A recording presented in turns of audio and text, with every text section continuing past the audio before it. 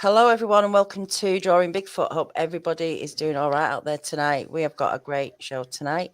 With me, of course, our resident artist, Larry Batson. How you doing, Larry? Oh, I'm doing well. How's everybody?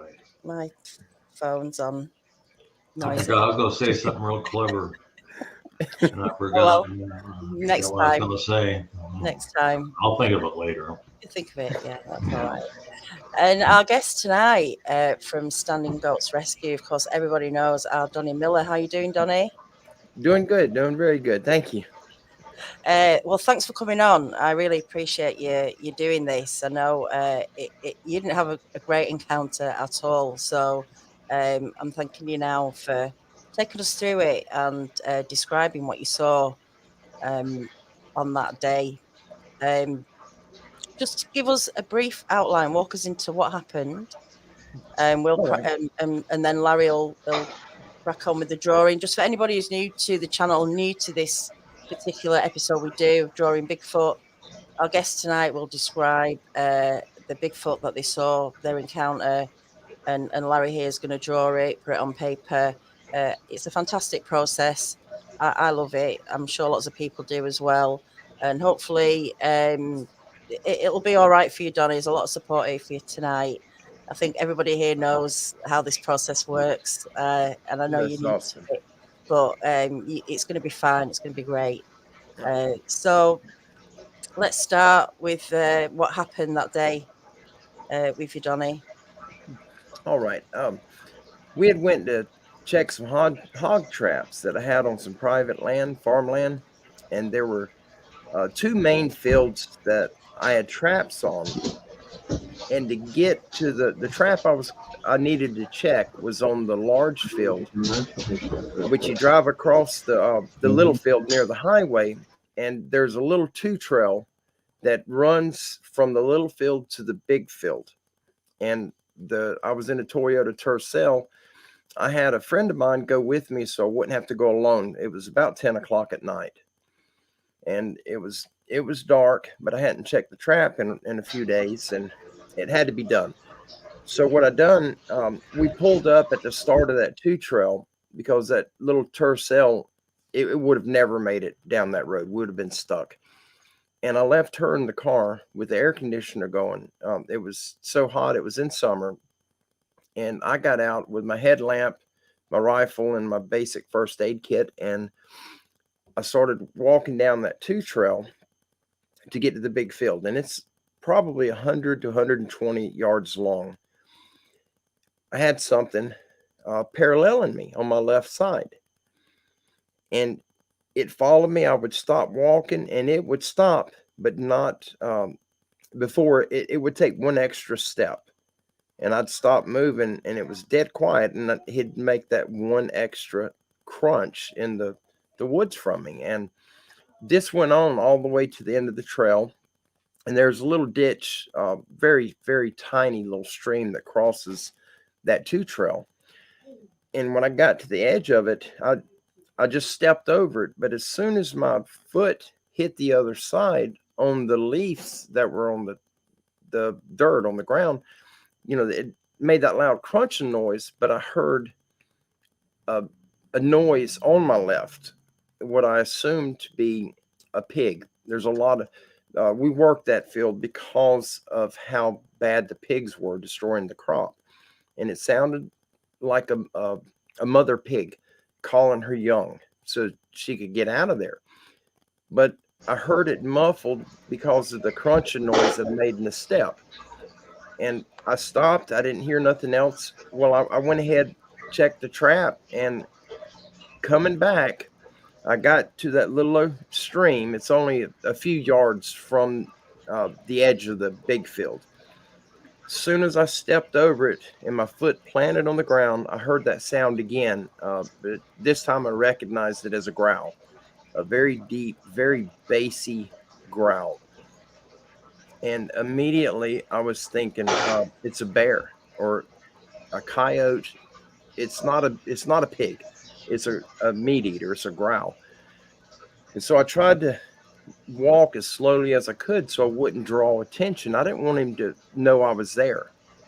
and my headlamp was on the low setting, and I got it angled to where it hits the ground about 6 feet in front of me because of how many copperhead snakes are out on this property.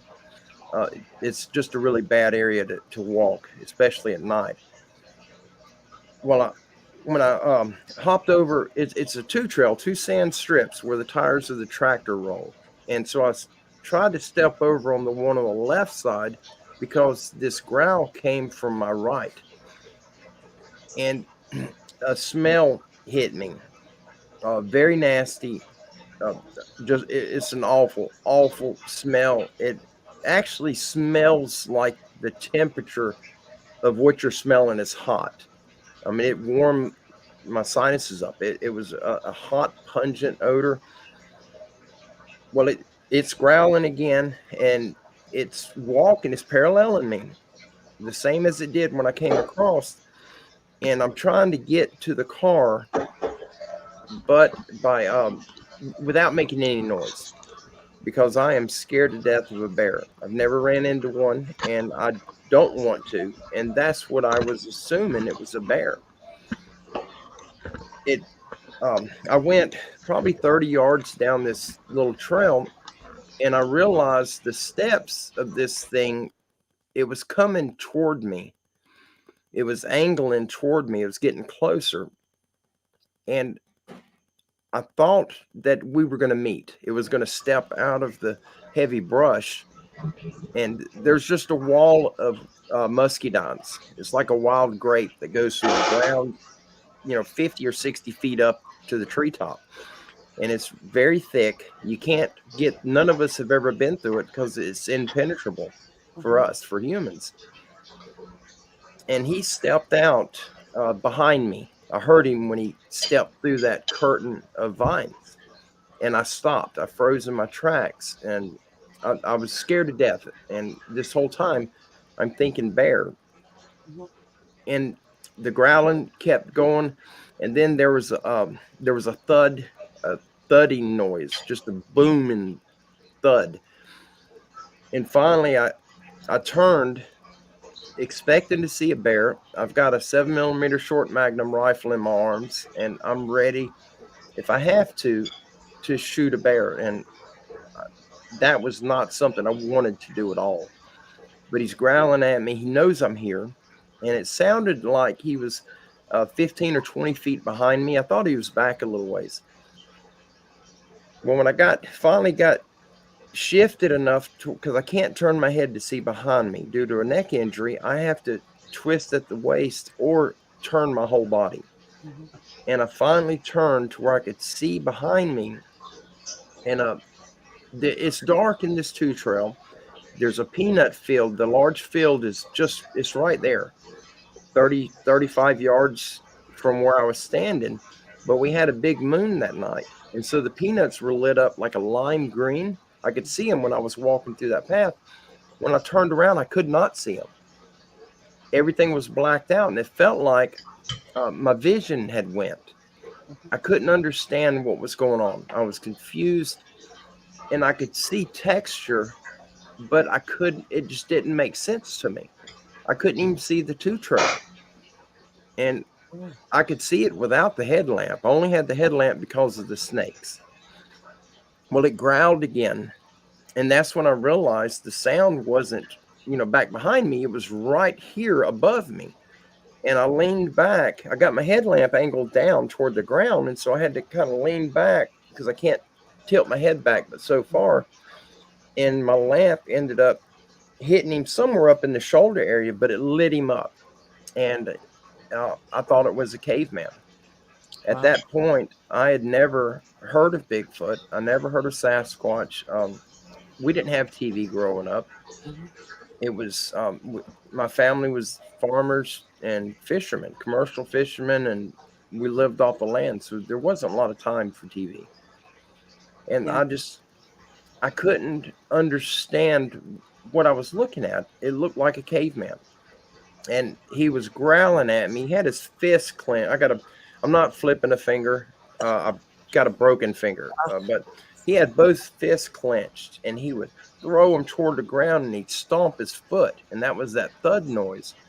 and he was snarling and sounded like he had something wrong with his lungs. When he would inhale, it was gurgly, like he had congestion real Yeah. bad. And he would growl out from me, but he was so close when he'd swing his hands down, the wind off of it would move the hair I had on my face. It wasn't this thick, but I had, short stubbles on my face, but I could feel the wind hit me. He was that close. And it ended up, I finally got turned back toward the car. I didn't know how to get out of the situation. And so I took my headlamp and I just started flicking through the different modes, the red light, the green light, the medium high, the low. Each click is a different mode on it. It's not just on and off. You have to go through all the cycles before it turns off. And I just started clicking it as fast as I could toward the car. Well, Lisa seen it finally from the car. The headlights were off. She was sitting in the air conditioner, so she turned the lights on. And then the high beams went on, and then I could hear her screaming in the car telling me to run. And when she started blowing the horn, that's when this thing, he's behind me about 3 feet. And when the horn started blowing, he took off running. He came from my right side and he continued off to the left, to my left side. The same direction that he was originally going is the way that he took off. And it sounded like a truck running through the trees. He was just running over everything to get away from me. But that's such a close encounter, isn't it? And at least they've not been there. I just wonder, that could have been a different story. Yeah, absolutely. And there's several people, including Wes Germer from Sasquatch Chronicles. Several people believe that he probably would have killed me that night. And I believe that. He was so mad at me, and he didn't have his head down staring down at me. It was, if you see the movies where there's a king or a high priest, a powerful man, and he's got the little guy, and he's punishing the little guy. He has his head up, and he's kind of looking down his nose at him like he's too good for that person. That's how he was looking at me. Wow. But I could see his pupils. He was so close to me. The details, the way the light was hitting him, he was lit up exceptionally well. Wow. And I didn't know what it was. I thought it was a caveman, and it was far too large to be a person in a costume. Yeah. Well, we'll go into more detail. Let's start drawing this thing and seeing. Well, I'm sure Larry will do it, but that's an incredible encounter. I do, I've heard that before when you came on one time ago on Bigfoot Odyssey, and terrifying. I left all of my gear out there at that property. I never went back for any of it. All the tree stands and the hog traps, a lot of gear, a lot of money is still sitting out there, but he can have it. I don't want it back. You and Fred Beck. You know Fred Beck, Donnie? I'm sorry? You know the story of Fred Beck? No, I don't. The miner up in Mount St. Helens in 1929 that shot a Sasquatch that fell into the canyon, and that night their cabin was bombarded with rocks and so forth. Wow. And they got out of there quickly as they could the next morning, and they left all their equipment. Yeah, I believe that. Thousands of dollars of equipment. Okay. Absolutely, I believe that. I want to make sure that you realize that while I'm drawing, if something is not right, tell me. Okay. I've got erasers, and you're not offending me or anything like that. So that's what we'll do. What did the top of the head look like? Well, look, sorry, can I just say before we start, Sure. This show's dedicated to your wife, isn't it, Larry? Yes, it is. Because you're sat here drawing Bigfoot, and it's your 30th anniversary. I know. Yeah. Cheryl is an absolute angel. Not, Yeah. Happy anniversary. Well, thank you. So happy anniversary, and Cheryl, and I'll let you carry on. Okay. Absolutely. 30 years official, 40 years altogether. Oh, there you go. Okay. Wow, that is awesome. It is. Okay, what the top of the head look like, Donnie? What was the shape? It was round. Round? Yes, There sir. wasn't any crest or anything like that? On the back of the head, like toward the rear, Yeah. it sort of was pointed upwards a little bit, kind of like the picture on the screen that I'm looking at, the picture right above Daniela's head. It was sort of Okay. like that, Okay. but not to that extreme. Okay.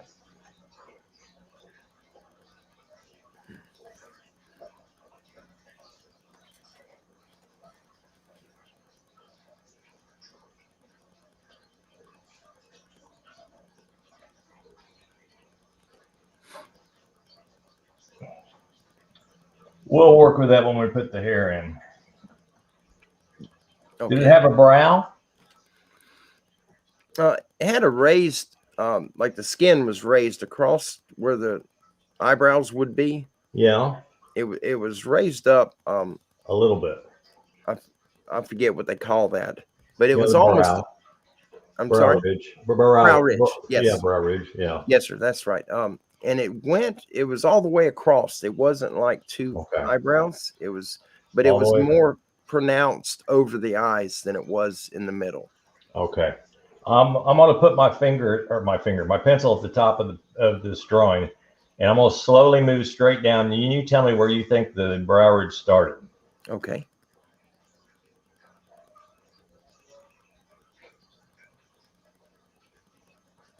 Right about there. Okay.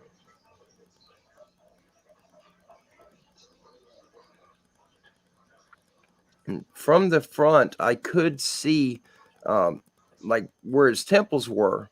That brow ridge did stick out a little bit. There was a little lump on both sides. Was it a thick brow ridge or was it thin? It was pretty thick. Let me. I don't know what to compare it to. Okay. Let me just put the first line up, and then we'll decide what the second one.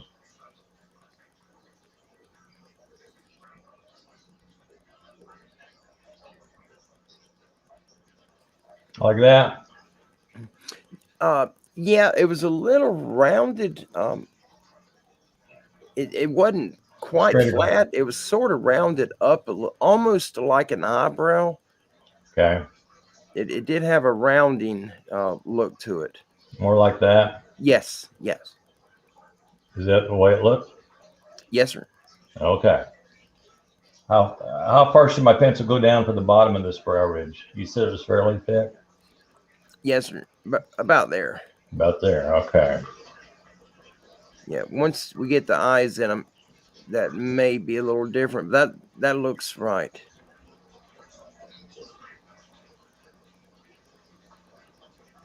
Okay, let's talk about the eyes. What shape were they? Were they like human eyes? They were, but they were bigger than what. If they were on my face, they would. I would say my eyes plus 3/8 of an inch, maybe. Yeah. That they were pretty large for his face. They seemed. They were okay. What was the shape? Do you think it was like a traditional eye, or was it like a walnut, or? It was like a traditional eye, but it looked like he was like forcing them open to where you see more of the eyeball. That's Okay.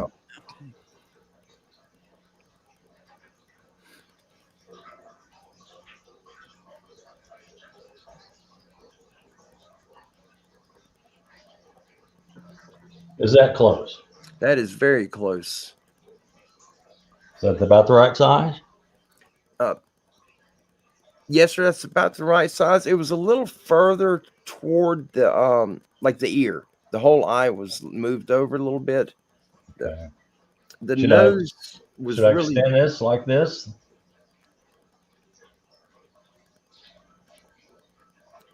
Yes, sir. Okay. Well, let's get the other eye in there real quick here. And between the eyes was pretty wide. The nose. Pretty wide. Okay. So the eyes were closer to the ear rather than the nose, do you mean? Yes. There was Yeah. a big space, okay.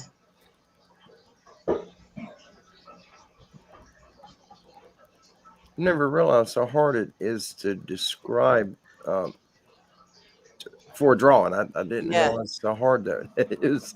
Well, we'll take it step by step. You know, we'll just take it at your pace. And like you say, Larry's got an eraser. That's right. So Right now, I'm really fascinated to see how it goes, but that may change a little later. Okay, is that about the width between the eyes with the nose? I believe so. It may have been a little wider, but want that eye to go close to the ear. it's that's really close. How about like that? Yes. Yeah, that looks more like it. What does his nose look like? It looked like a there's a star that's got a nose that I'm thinking of, and I cannot remember who it is. It's really wide, but it was kind of pushed in, like it didn't stick out from his face very far. Okay. Nostrils, are they large or small? They were large. They were large. Okay, well, let's. How far do you think the nose went down on his face? Let me start up here. About there. Maybe a little shorter, not a little bit up from there.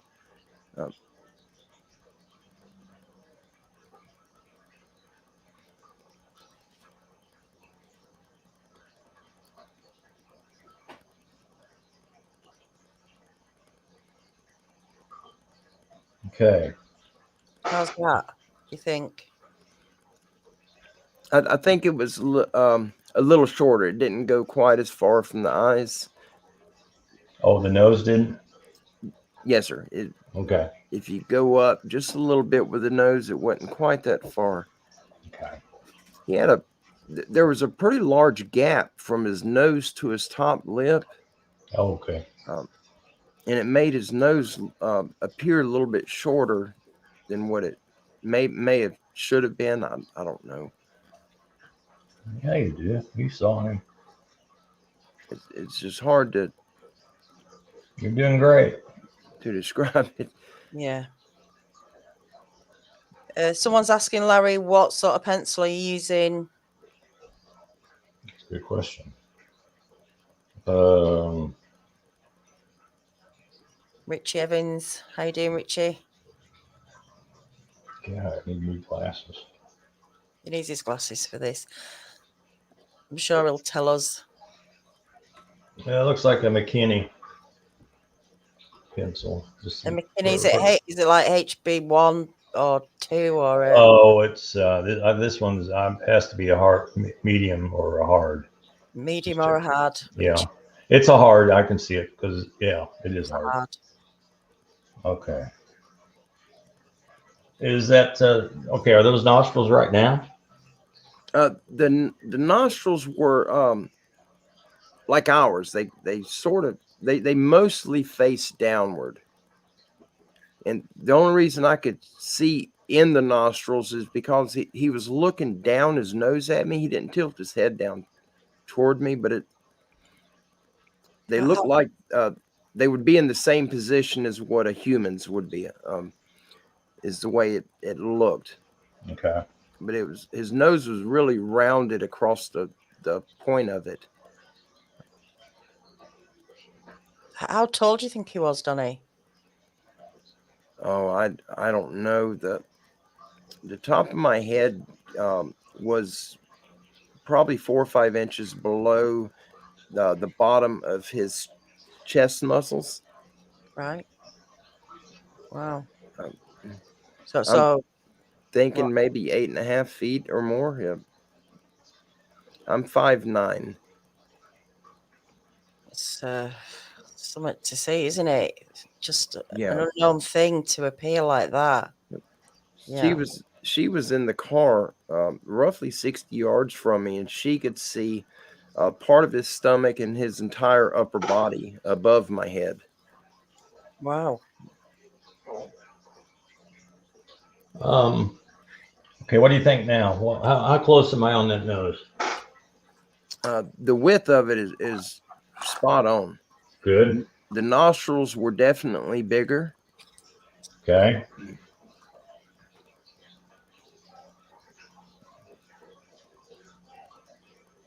Or like that.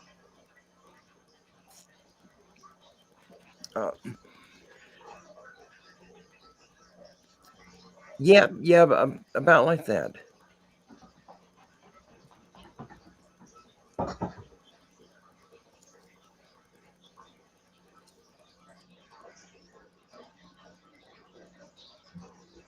They seem really large for his nose. The little strip of skin between his nostrils wasn't very wide at all. It was quite thin.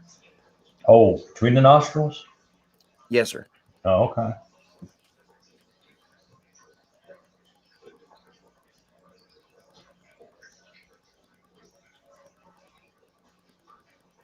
Yes.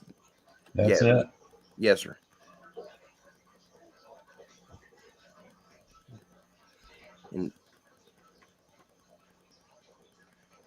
And so the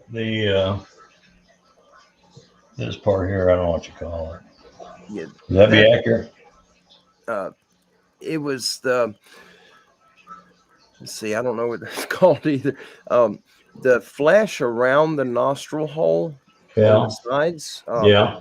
It was really thick on the outside edge. Okay. Between the nostril and the outside edge of the nose, it was really thick right there. But it was thin in the middle where they meet. That was Right. a thin bit, yeah. Yeah. How close are we? A bit closer in the middle. The one on the left side, I'm not sure if it's your left or not, but on the the left side looks a lot closer than the right, but it may have been a little bit bigger than that. The nostril? Yes, sir. The flesh around the nostril, it seemed to be a little thicker than that.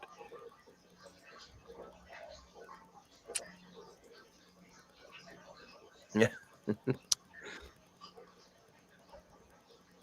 More like that? Yes. Yeah, that's right on right there.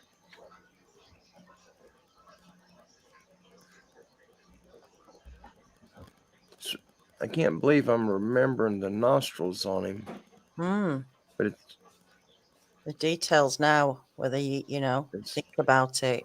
It's strange. I didn't think I'd remember. Now, I was trying to remember it today, and I could remember most of it, but I didn't think about the nostril. How's that look? That looks good. Is that it? That's really, really close. Okay. Now you said it was a great distance from his bottom of his nose down to his up lip. It was, I would say, 2.5 times longer than what a normal human's is. Oh, the width of the mouth, or this no, sir, from the bottom of the nose to his top lip, like where if he had a mustache, it would be really a really tall mustache. Okay, I'm gonna move my pencil. You tell me where to stop. About there, maybe up just a little bit, not much though. Okay, describe the mouth to me. His mouth was open, but it wasn't open wide. Mm-hmm. I could see his teeth. I could see the top and bottom teeth, and there was a gap. How wide was his mouth? His mouth was real wide. It was excessively wide. Okay, I'll tell you what we're going to do. We're going to do this side before we do that mouth, so I don't get discombobulated. Yeah. Okay, so did it come out with the cheeks or anything like that, Donnie? On this side, or is it straight down? Yes. No, it was almost a fat face. He had a very round look to it. with the exception of the that gap between his nose and his top lip. Okay.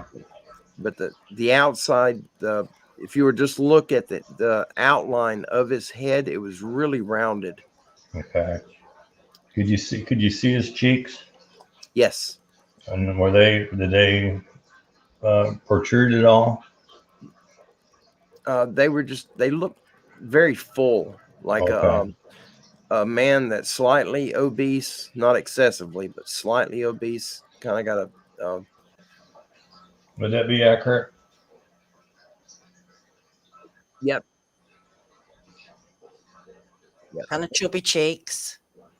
Yeah, they look really really plump. That doesn't even sound right. I shouldn't have said that.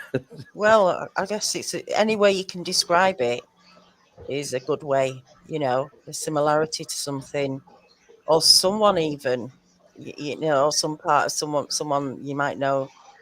You know, someone famous, maybe someone's face.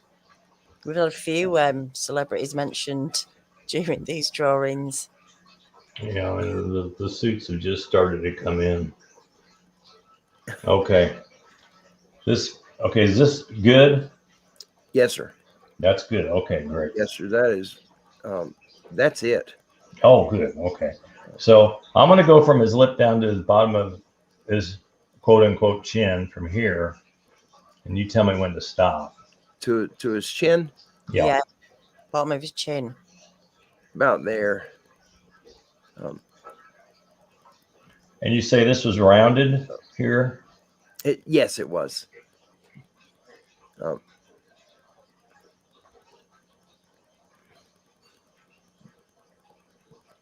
Is that close? That is. Yep, that's definitely close.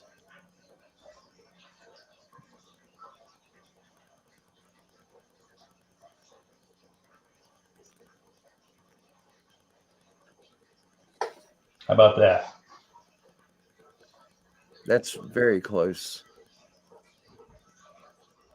You know, if you see something that doesn't look you don't like, or you think is off, you tell me because I Yeah, I think it'll be easier once the mouth is there, because the mouth that was the main part of him the mouth and the eyes. Okay. Now his mouth, he said, was slightly open. You could see his upper and lower teeth. Yep, I could. It's very large. His lips were. He didn't have it open like he was screaming. There was probably, I'd say, a ½ inch to 3/4 inch gap between his teeth, his top and bottom teeth. Okay. If I started his lips like right in here, would that be good? Yes, sir.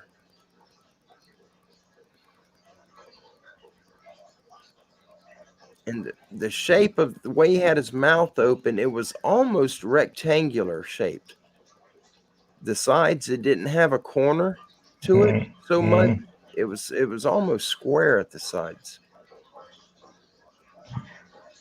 And that's what it made his mouth look so much larger. And is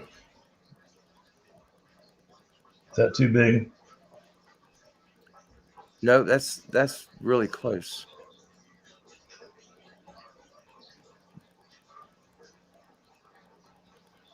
Could you see teeth? Yes, I could. He had. All right, you see how the corners of the mouth are where you have they come to a point. Yeah. The sides of his mouth there, you couldn't see the corner. It was almost square on the sides, and it was almost like the middle part of his top lip was pointed down just a little bit. It was narrower in the middle of his mouth from his top lip to his bottom lip than it was on the sides. The sides were opened a little wider.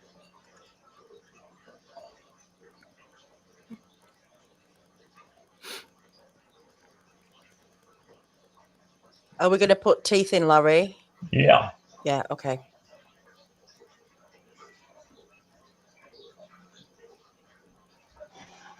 What do you think? I think the mouth need to be open just a little bit more, the bottom lip. Okay.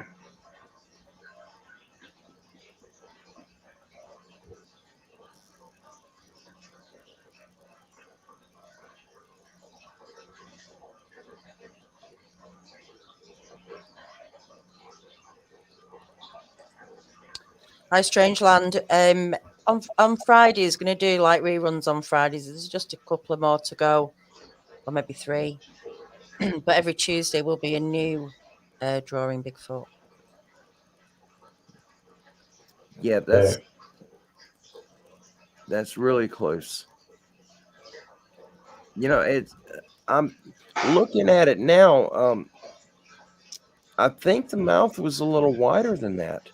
I know Okay. it sounds odd, but the mouth was exceptionally big on him. Mm-hmm.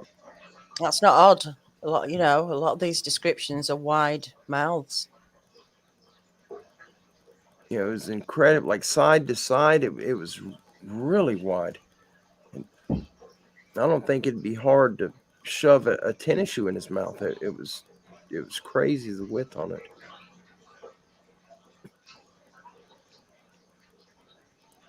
But he didn't have he had regular teeth like people do. There were no sharp fangs or anything, or canines, not fangs. How's that? Yes, sir. That's good. That's on it. Yes, sir.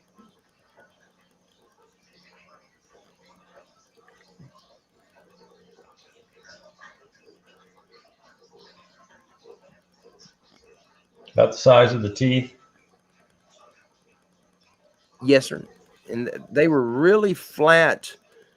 The top ones were really flat Okay. on the bottom. And he just like a young person with, you know, really straight teeth. They look really straight. He had a gap between the teeth, but it wasn't big. But the teeth were really squared. And then he just had the just like a human has, the way the canines are on a human. They're Yeah. the same length as the other teeth, but they just got a slight point to them.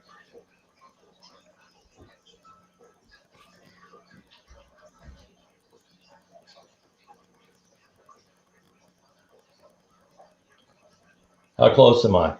Very close.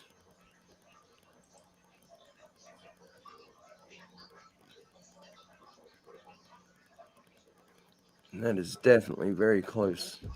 And you say the bottom teeth were how did they appear?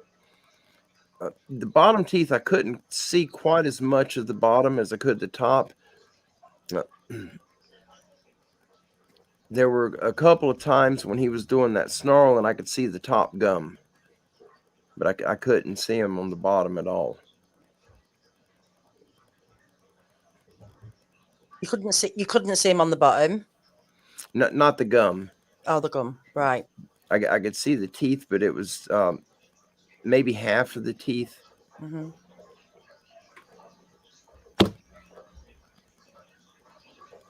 Okay. How's that? I believe that's it. And I don't know if you could put it in, but I could definitely see the tongue in him. Wow. And There's the tongue. it was a lot wider than that. The tongue almost took up the entire mouth. It was really, really wide. But when he would growl, I could see it moving, kind of rolling. It looked like water, like a water balloon. Wow. You said that like his growling as well sounded like maybe water on the lungs or something. In his throat, maybe like this saliva, maybe, or no, it was really deep sounding. I think it was in his lungs. It sounded like like people that smoke like 4 packs of cigarettes a day, and they've done that for like 40 years. How their lungs are gurgly. Yeah, that's the way it sounded. He's really congested sounding, and he had his breath smelled like fermented oranges and earthworms. I don't know. I've never experienced that before. That's how does that look? That's it. Okay. The hair on his head. Where was it and how was it? Could you see ears looking dead on? They were really small, what I could see, and I'm not sure if that was the ear or just the way the hair was puffed out. I couldn't actually see the ear, but it looked like on one side, and I think it was the left side, but I can't be sure on that. But it seemed like I could see part of an ear, like an earlobe. Yeah. But it was like a kind of a blue color, really. But it wasn't definitive though. No, it was not definitive. So now, how was the hair on his forehead? It come down really low. It had a point, like a Mickey Mouse point in the center, but it wasn't really pronounced. But it was, the hair itself was really thick in the very center part. Yeah. Like an M shape. Like an M shape. Okay.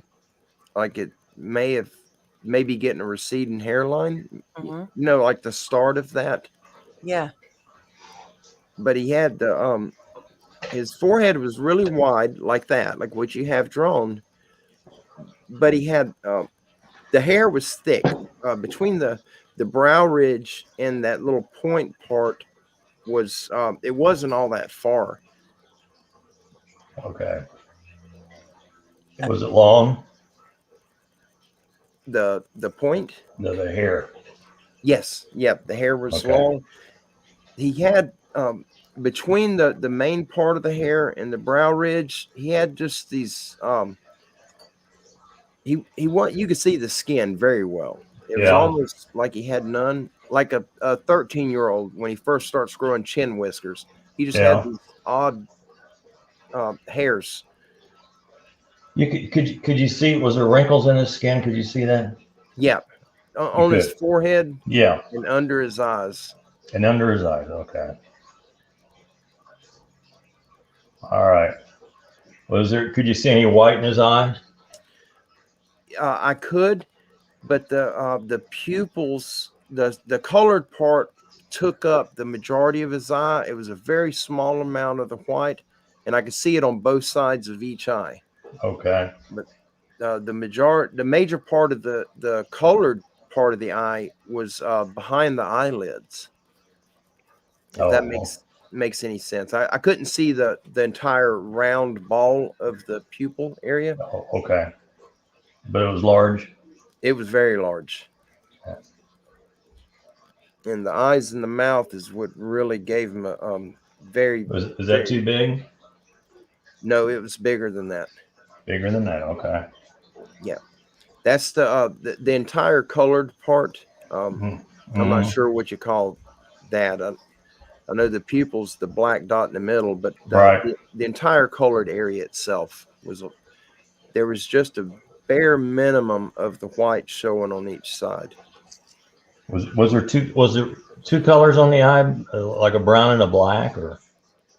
It seemed like it was black with either a yellow or a tan ring around it. Around the whole eye, or just around the? Around. It almost looked like a huge black pupil with a tiny tan or yellow ring around it, or gold. It may have been a light brown, but with the headlamp that I had, it sort of looked kind of yellow colored. Okay. But is this big enough here? This part of the eye?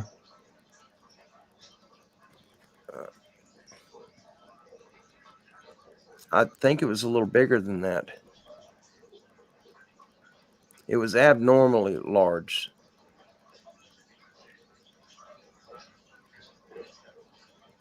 Like that?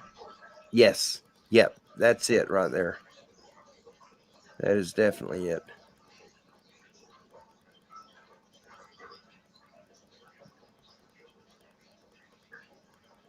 All right.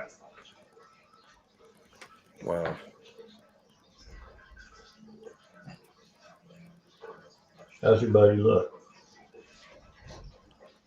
It's definitely it's him coming to be, I guess you could say.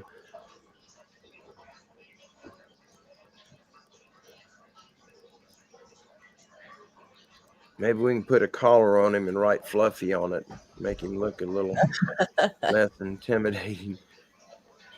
You've done really well, Donnie. It sometimes takes us much longer than this, doesn't it, Larry, Yes. to get everything right? And It's like if there was a way to plug a wire into my head to see the memory, I can see him like it just happened. yeah, And it's just it was so strange to see something like that, and it looks very human, but then again, it doesn't. It just doesn't look real. But he was real and very, very mad at me for some reason. yeah, it's interesting, isn't it? What you'd walked into or what was close by. Somebody, it may have been Carrie. Somebody had mentioned that maybe the reason we weren't getting no pigs, the traps kind of just, I mean, we were getting so many pigs off that property, and then it just stopped. All the corn would be gone out of the traps, but there were no pigs in them. And he thinks that maybe they were taking the pigs and they knew that I was coming in there, or we were coming in to check the traps, and Yeah, he decided to run us off, and it worked. It definitely worked. yeah. Did for Kerry, didn't it? You Oh know, yeah, he didn't hang around either. yeah. It's such a it's I don't know how to even explain it. It's such a horrible thing to experience, Mm. and I don't understand why a lot of people are hard set on seeking these things out to be, and I don't get it. I mean, would you sleep with the devil literally? I mean, geez, It's an interesting question, isn't it? it is, and I'm not that brave. There's no way I could go after one of these. And I think there's it's those that have had those very close encounters that get affected the most. That they just put off to ever yeah, go back in the woods when they realise just how big and maybe how real these things look, and especially when a lot of people say how human looking they look. yeah. I, There's a very strong human feature to them, or human element.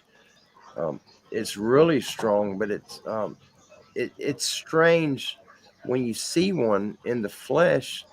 There's so much going through your mind, and I never thought about shooting it. And I had a firearm in my arms, and the way I turned toward him, the barrel was actually pointing toward his shoulder, and all I had to do was squeeze the trigger, and I was too afraid to shoot him. But yeah, I just wanted to be away from him. I didn't want to shoot him. I didn't want to deal with it at all. But and literally, I mean, how long do you think this lasted for, seconds wise? once he come behind me, Mm. uh, Once you saw his face, you saw the face. oh it.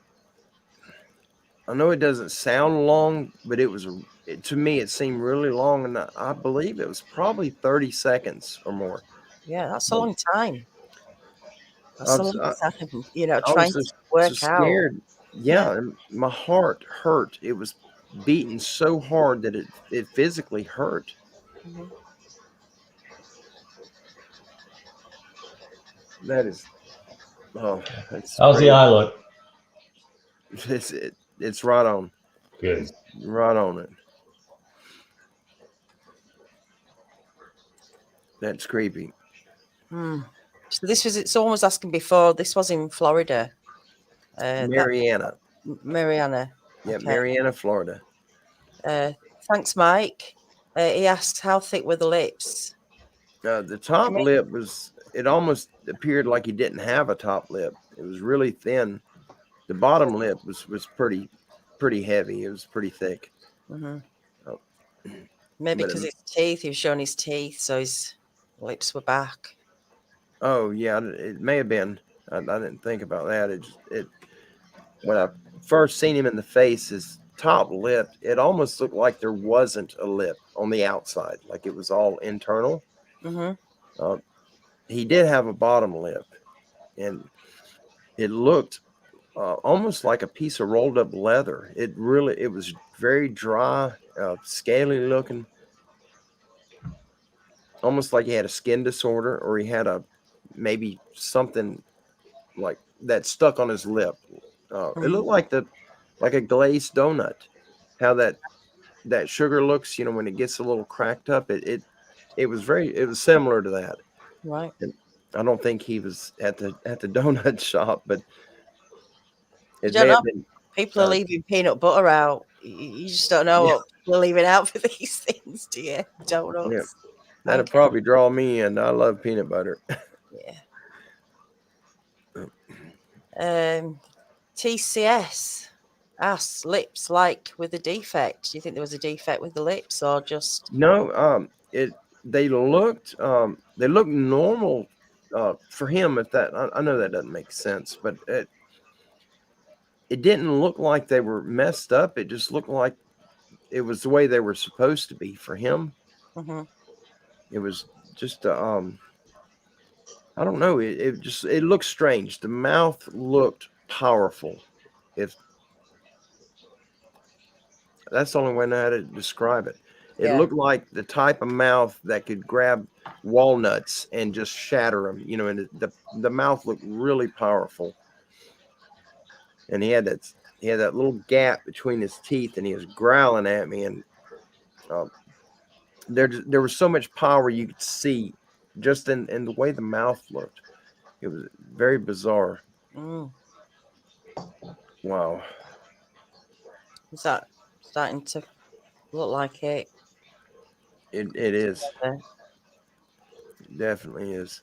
This is a little video. I should update it really with the new ones, but these are some of the ones that Larry has drawn. That is crazy. That's scary. That looks like an that old hag creature they talk about on some of the paranormal shows. That almost resembles the one I seen just a few years ago, but his mouth wasn't open. Right. But it had that shaggy look to it. Oh, that's scary looking. That's creepy, isn't it? Very, very creepy. Yeah, see, that one don't look so bad. No. That's wholesome. Yeah. That's a big boy for sure. That one, that's bizarre. Yeah, that fella there would pull you in half and never think twice. Yeah. That looks like a picture. Can't believe the detail. You see how wide that one's mouth looked on there? Yeah. How it looked exceptionally, like too wide for the face. That's the way the mouth was on that one. Like Miguel's. Really wide, but his mouth was open. Oh, that's crazy. Yeah, you see how the lip is on that one? He's like, it's kind of cracked looking. Chapped lip. Yeah, that chapped. That's the word I was thinking of. Yeah. We'll give him chapped lips. The bottom, it was just the bottom that looked that way. The top, it just didn't seem like he had a lip. It was on the inside instead of being, on the exterior of his mouth. It was like maybe on the inside. If anybody wants a print, one of those prints, Larry will, for a donation, we'll send you a digital print of any of those images. And he's got more. He's got a lot. You'll find him on Facebook. The link is in the description. And obviously the link to his PayPal.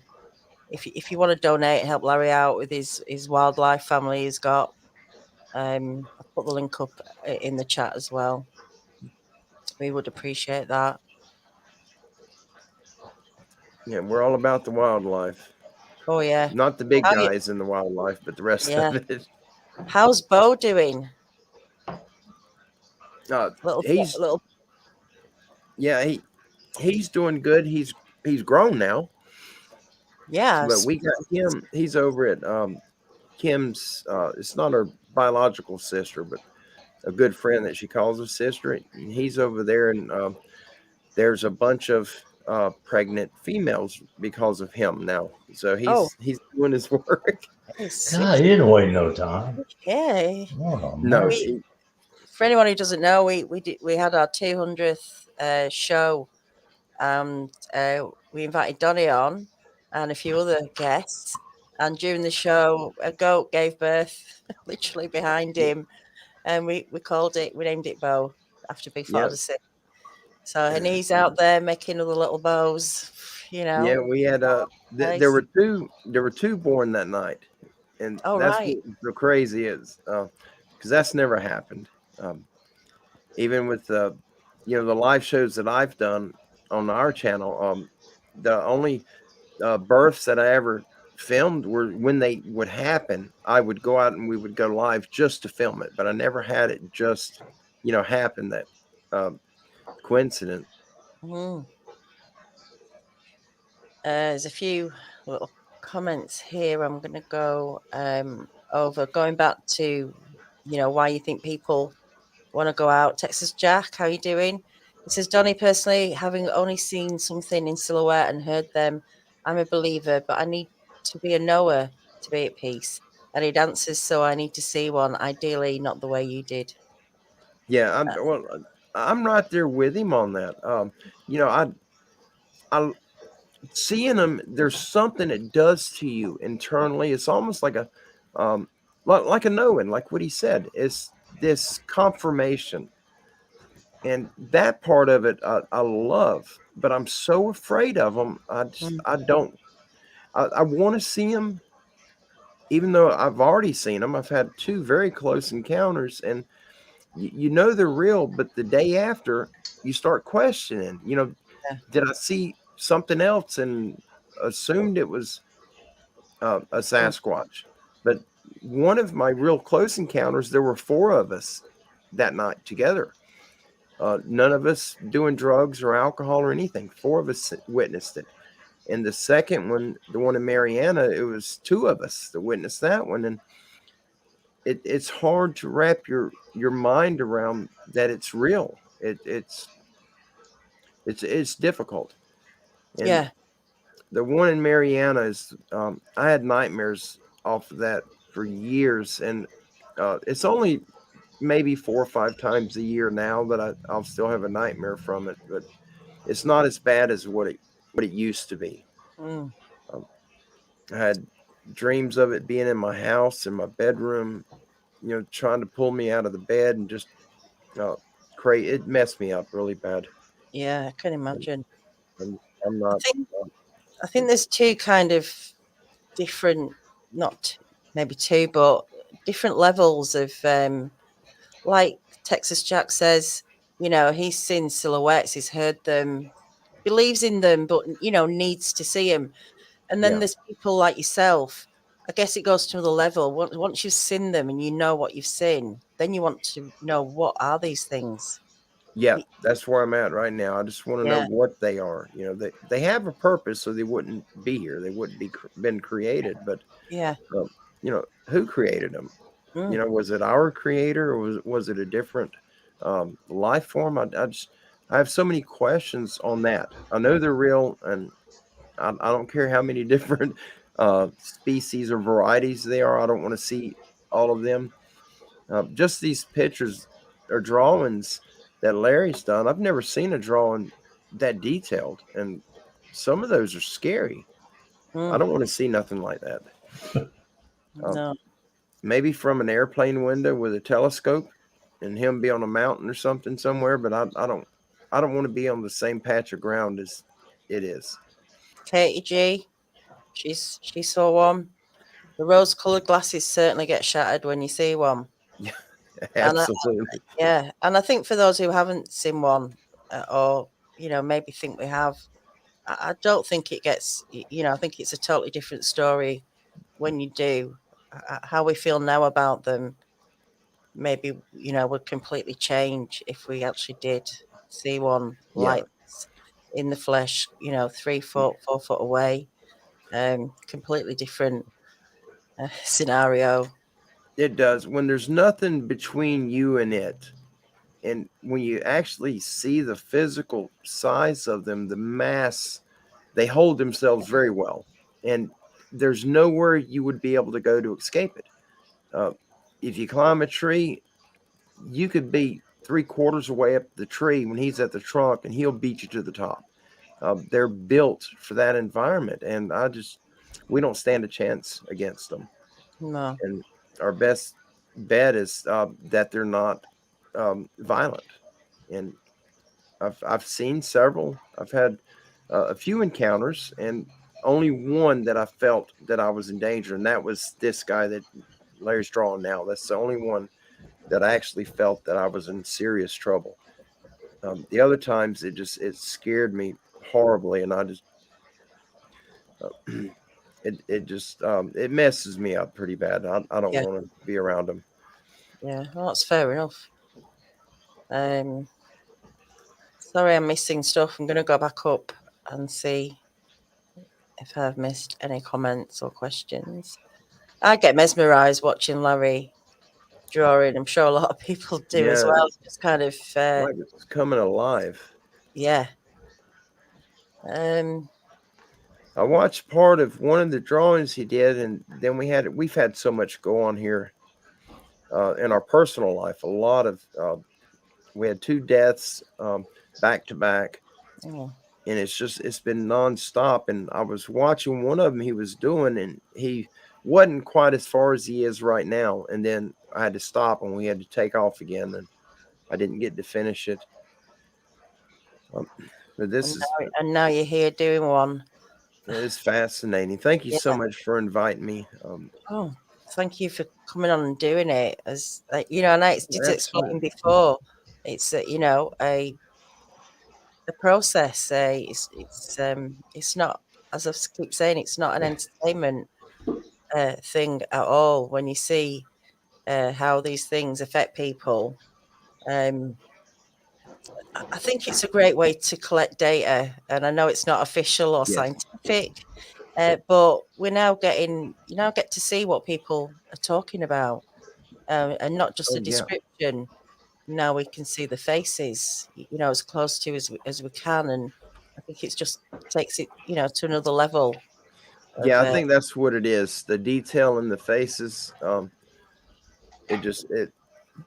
it brings a reality to it. Even these other ones that he's drawn that I didn't see those, but there's you know that person who witnessed that definitely seen something, and it's none of them resemble a bear or a dog, or that they're seeing something bizarre.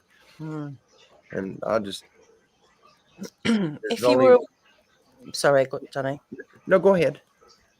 I was just saying, if you were aware of Bigfoot before that encounter, how do you think that would have changed, or would it have changed anything? During that time, I would hunt wild pigs with a pocket knife and 2 dogs, and some of them were very large pigs. I've been cut by the pigs several times. I've lost dogs from them, and up until that encounter, the most powerful animal I was aware of was a wild hog. They are incredibly smart, and they just a full-grown cow don't stand a chance against one. They're very dangerous animals, and they carry 4 switchblades with them, and they will cut you with their rooters or their cutters. They will slice you up, and I wasn't afraid of them. I'd get in there and grab them by the back leg and flip them, drop my knee at the right behind the jaw, pin their head down, and I'd kill them with my pocket knife, just right behind the front leg into the heart. And that's what I did. But I didn't do it for fun. I did it. We ate what we killed. But some of the farms that I worked, we were not allowed to shoot on them. Some of them had livestock, and they didn't want us shooting.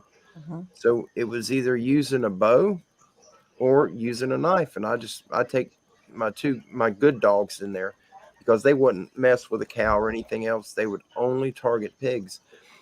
And if someone would have told me about the Bigfoot, in my mind, I believe my response would have been, if he steps out, I'll gut him. I was that Right. sure of myself, and because I've handled so many very large wild pigs, and I came out the winner. You know, I've got several scars from, getting beat down pretty bad in it. But in the end, I was the one that ended up, bringing that pig home to put in the freezer, and I would have almost guaranteed myself that I would be the one walking away if I ever encountered a Bigfoot. I believe that's how I would have felt about it. Mm. And once I seen it, like that night when he was right there on me, I wouldn't have touched him at all. You couldn't have. It scared me that bad. Mhm.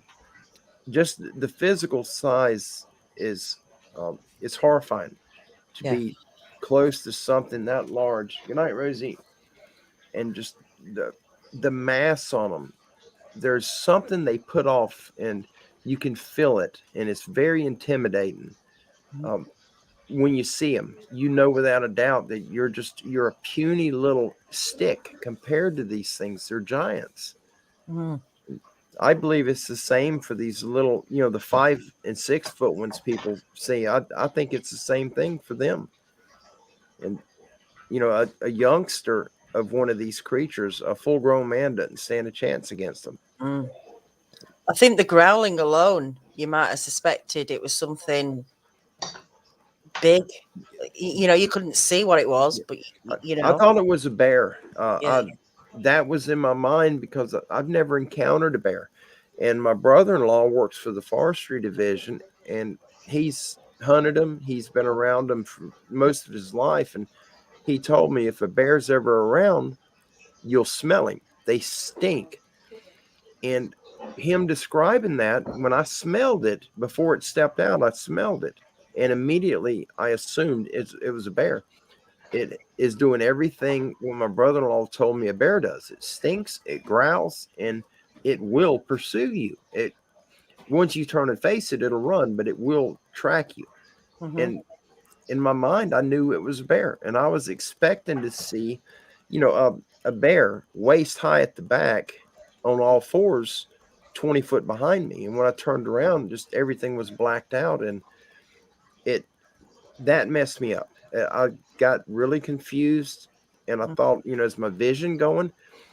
I could see the texture, and now I know it was the hair, and that his skin was like a gray, a dark, like a black gray mix. Someone's just asked that. Well, before Danny Church asked what colour was he? So the Yeah, skin's grey. What about the fur? the hair was Sorry. it was a red and black, and I don't remember if it was black with like red on it, or if it was red with black on it. I don't remember. I'm remembering the color two different ways now. I'm remembering it as being mostly black with like red, not highlights, but almost like sun bleached. A tinge Uh, of red. yes.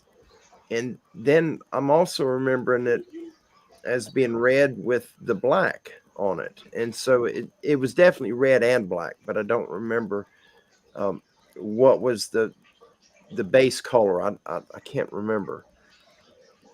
But most of the color, the red, most of it was like around the shoulders and the side of the head, top of the head. There was a lot of the red color on there. How are we doing, Donnie? It looks good. It's very good. Tracy Litford's asking, Donnie, was this near the Chicala River? No, this was off of Highway 73 North, between Highway 90 and 231. It was about halfway up 73 on the west side of the road. Okay. And everybody knows who the landowner was, so I'm not going to mention his name, but it's a short road, and there's only 2 large farms on the right side if you're headed north on 73, and this was one of them 2 farms. Okay. You can look at it on Google Earth and you can actually see where the little field is. They got a couple of buildings on it now, and where the big field was, and it was the little road they got between it. That was the two trail. That's where it happened.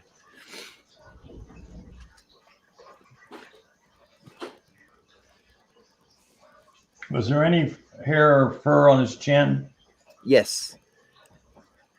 It looked like he had a I don't know what you call it, almost like a beard, but it was around that, like sideburns that went all the way around his face. The main part of his face, it had like straggly hairs here and there. On his face, in the hair? Yeah, it just had like straggly hairs just here and there sticking out. It was mostly skin. Okay.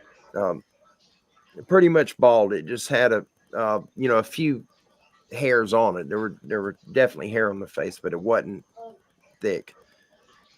Okay, but it was beard down here. Yes. Yep. It was very thick around the chin. It was pretty long. Okay. He had, right up to his lip. no, it was below the lip. It was near, kind of under the bottom of the chin. Okay. It was like the Amish people you see. Yeah. You have the beard that kind of goes around the face. Yeah. It was like that. Okay. And it seemed to be probably 4 or 5 inches long on the bottom of the chin, and it was pretty thick on the sides. But I think the longer part was on the bottom. Right. So much longer than that, then. Yes, yeah, much longer than that. About 4 or 5 inches long, apparently, Larry. Yeah. Oh, he's building up. He's building up to it. Beards weren't built today. I know. I'm sorry. I'm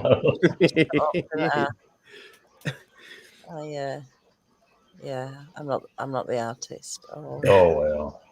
I try, don't I? I do try.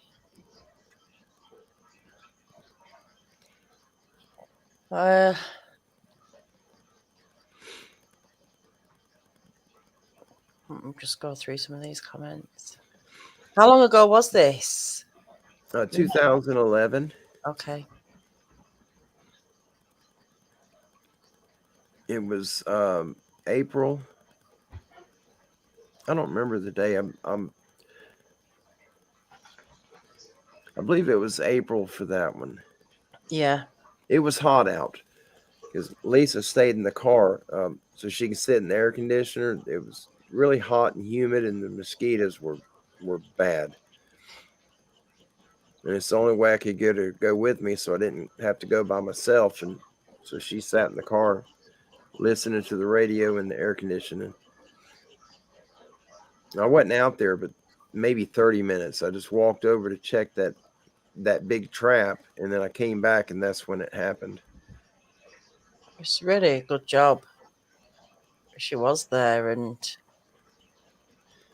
she wasn't. I couldn't find nobody else to go with me, and she didn't want to go. And finally, I was just about at the point I was going to go by myself, and she said, "Just do it tomorrow." And I told her, I said, "I can't. There's nobody's checked it in 3 days, and if they run out of water, they'll die in the hours." And I've got to go check. If not, there's going to be a bunch of dead, rotted pigs in the trap, and then I have to deal with them. And it's easier to clean a pig and have to throw away a bucket of entrails than it is to have to deal with whole pigs, and you got to find somewhere to dispose of them. That beard much longer? It was a little longer than that. Okay. Probably half the length of that again. And it went, up the sides of the face all the way up. It kind of went all the way to the hair on top of the head, but the thickest of it was on the chin. And it was shorter going up the sides of the face.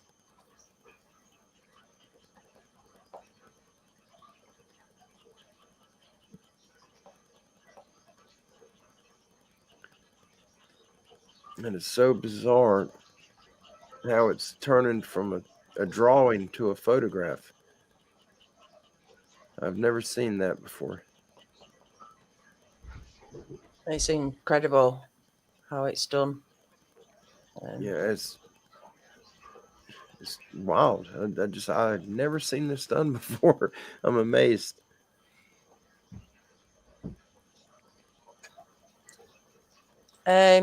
Ronald Kolb, how big is a typical adult's human head compared to his? How big was this head compared to yours, Donnie? Oh, geez. It was about the size of a 5-gallon bucket. Right.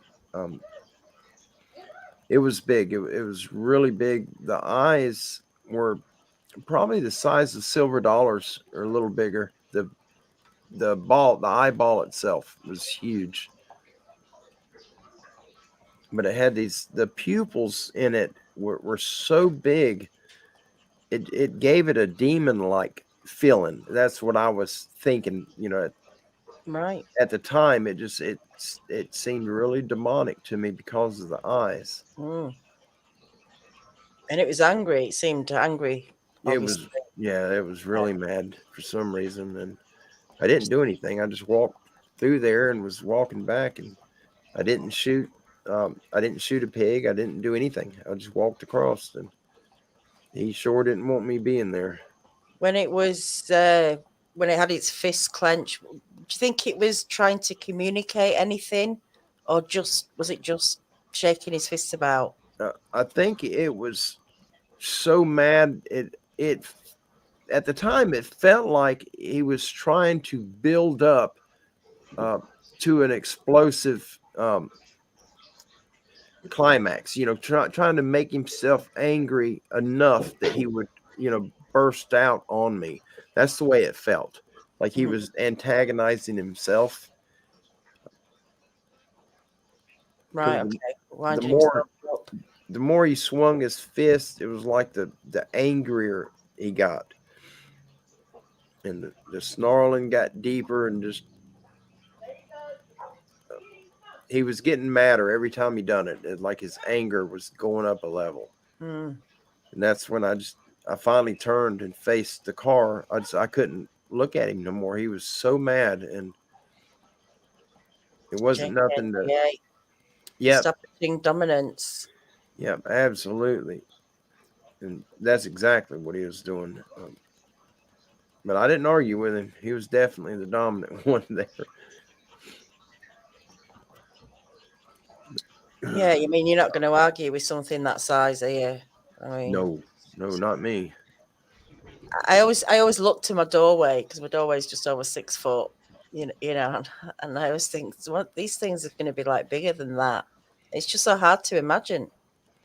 It is. I don't think that one that I encountered that night, I don't think he would have fit into a normal doorway. No. He was just so broad. His body was immense. And even if he turned sideways, I don't know that he would fit. Wow. Dan Kennedy asked, did Lisa have problems with nightmares also? Was that the first time she'd seen anything? I don't know. That encounter, I know it messed her up, but we never talked. We talked the next day, and that was it. She was done with it. And we broke ties. That was the end of our friendship. Right. And I seen her, I think 3 years ago. I seen her, and she wouldn't give me the time of day. And there was never any bad blood between us on anything. We never had any problems whatsoever, and that done it. That ruined it. How's the beard look now, Donnie? It's definitely looking good. The beard on the bottom is right. The sides were they were bushier, long too, not quite as long as the chin, but it was very uneven on the sides of it. It was like a lot of it was I don't know the word I'm looking for. Not cut, but flicked out? Was it coming out? No, it was like one part would be, a little section of it would be a half inch longer than the next section. It was the edge of it was very jagged, like that it was like this. It was very rough, like very unkept.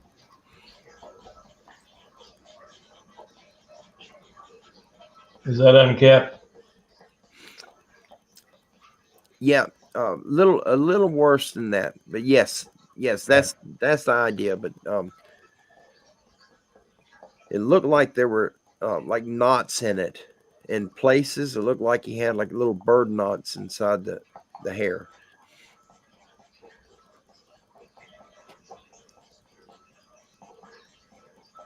It's very interesting, the hair as well, because there's such a different variety of some very, very tight. Yeah, that's bizarre looking there. Yeah, that's one of Mark Zaski's. Wow. Oh, we have someone joining us. Where's he at? Hello? Hey, y'all. Hey, y'all. Hey, Gary. Donnie, how you doing, man? Doing good, buddy. How are you doing?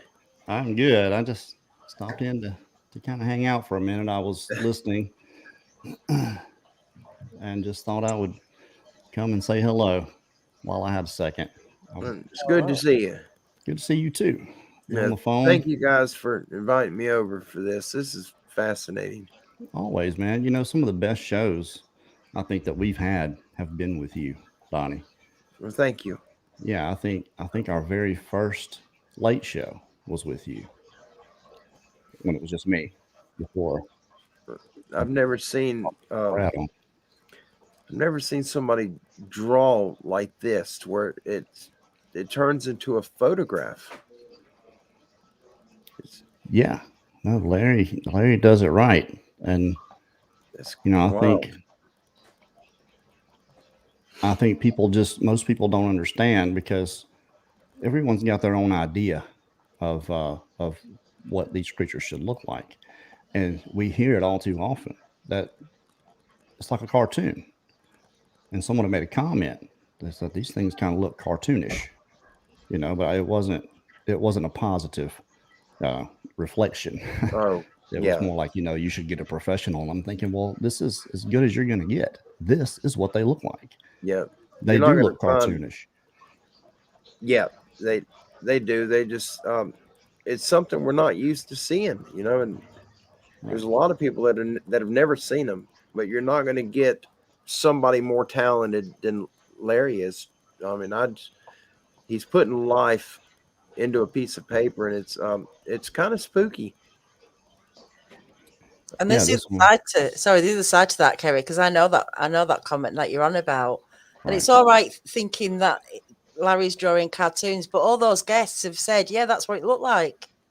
So, so they making it. I mean, yeah. Yeah, like I said, we're all have our own personal incredulity about things, and it's just some people just can't believe that this is what this looks like. And what you saw. Everyone that sees this creature, they know what they've seen. It gets etched into your brain. You cannot forget it. You cannot forget it. When you see anything that even remotely looks similar, you're there again. So what Larry's doing here is what they look like. This is what you should be looking for. Yeah, no, I'm not going to be looking for them. No, you don't have to. They come to you. And I was just talking to Mark.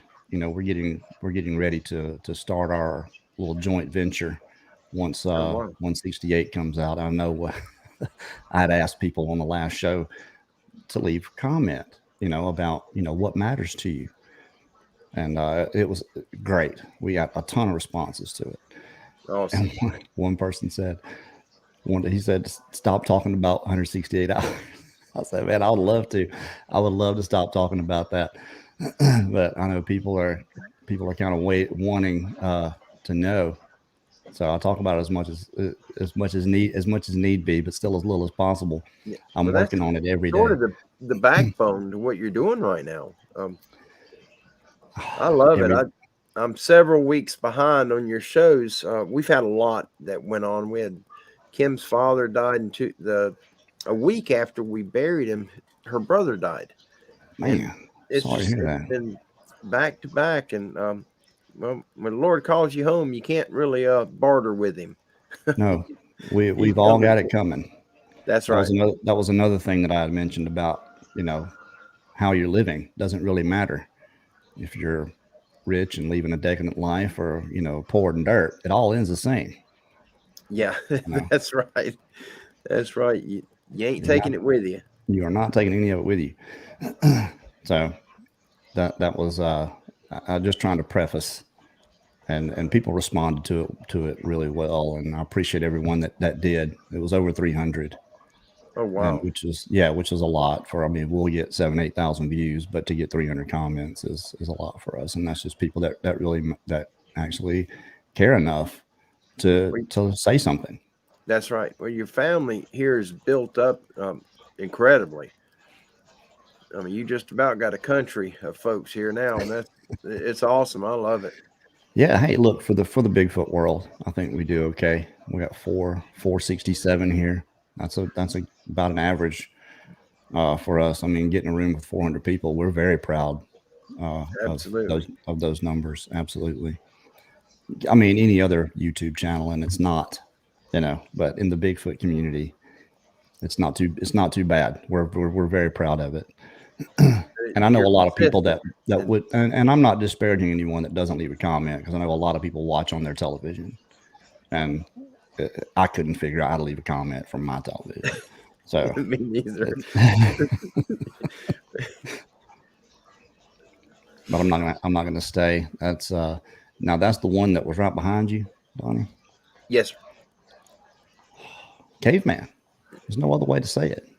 Yeah, that's the first thing I thought. And it's still to this day, when I remember it in my mind, I'm remembering a caveman. And I had so many people that jumped all over me, and some of the earlier videos I put out, because I talk about it as being a caveman, and I caught so much flack over it. So I just fell into line with everybody else and call it Sasquatch and Bigfoot. But to me, it was a caveman. Well, I'll tell you this, and I would recommend anyone go and watch Neanderthal Profile of a Super Predator. It's on YouTube. It's about 10 years old, documentary, but it's a guy from Australia. And what he did was he took the Neanderthal skeletons and skulls that we have and used math to figure, the only reason you have thick, robust bones is it's an action of your muscles and the amount of torque that your muscles can provide. You have to have those. So what they came up with, you put a nose on it like us, and it looks like a Sasquatch to me. Yeah, I mean, this hair covered in hair, eyes high up on the skull. I mean, the skulls are more something attuned to a chimpanzee, is more fitting than human.